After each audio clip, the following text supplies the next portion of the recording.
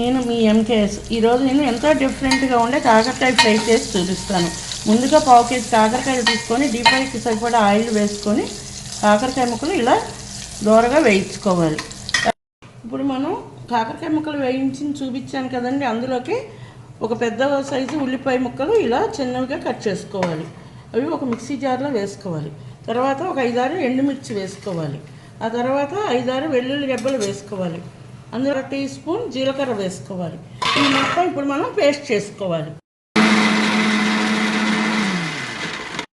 ఇదిగోండి, ఇలా పేస్ట్ చేసుకున్నాను. నేను మిక్సీ జార్లో వేసినవని ఇక్కడ అందులో యాడ్ చేసుకుంటున్నాను.